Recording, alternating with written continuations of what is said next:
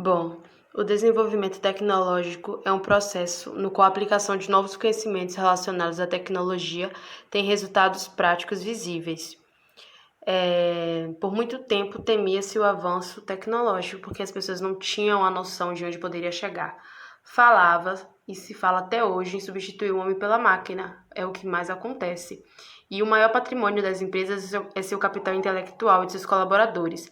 O ser humano, principalmente dotado de conhecimento, será sempre necessário na concepção de produtos, serviços, na interface com a máquina. A tecnologia e a ciência, elas andam bastante juntas. Uma pessoa nascida no final do século XVIII, por exemplo, muito provavelmente morreria antes de completar 40 anos de idade.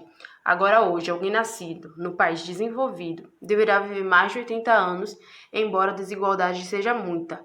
Mesmo nos países mais pobres da África subsaariana, a expectativa de vida atualmente é de mais de 50 anos.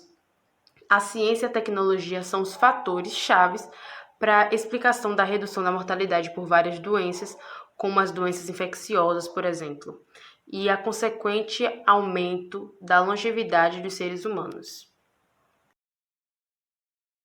Irei falar sobre o desenvolvimento das cidades e a relação desses desenvolvimentos com impactos ambientais.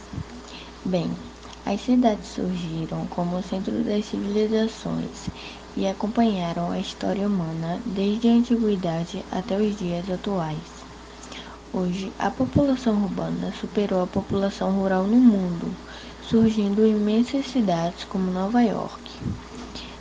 O desenvolvimento verificado durante o capitalismo criou metrópoles e megalópolis, sendo as primeiras grandes cidades de importância nacional e regional, e as segundas, espaços de união de metrópoles. No ano de 2000, metade da população mundial vivia em cidades, e a ONU projeta para o ano de 2050 a existência de 2/3 da população urbana. Pontos positivos: o uso da tecnologia como impulsionadora de novos negócios.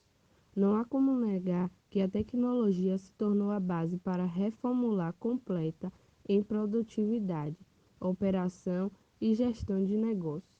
Um movimento resumido no mercado como transformação digital. Cada grande empresa que consegue se reinventar as vantagens de partir da TI para o desenvolvimento de estratégias corporativas se mostra mais importantes para o futuro. Pontos negativos. Os desafios que o uso da tecnologia apresenta ao profissional de TI. Não existe plano, ferramenta ou estratégia que tenha apenas vantagem. Da mesma forma, existem sempre pontos positivos e negativos da tecnologia. A sua influência na sociedade é crescente e inevitável, mas por isso mesmo precisamos atender aos perigos que ela pode trazer para a privacidade e individualidade. E as mesmas preocupações de nós, como indivíduos, estão presentes dentro das empresas. O que um profissional de TI pode fazer é não resistir a transformações digitais, mas se preparar para minimizar os impactos potencialmente negativos como estes.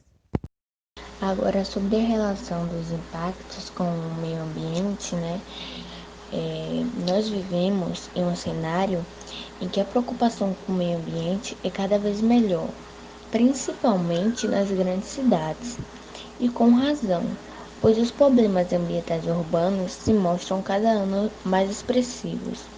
Os impactos ambientais designam as diversas formas de afetar o meio ambiente, desestruturando o ecossistema.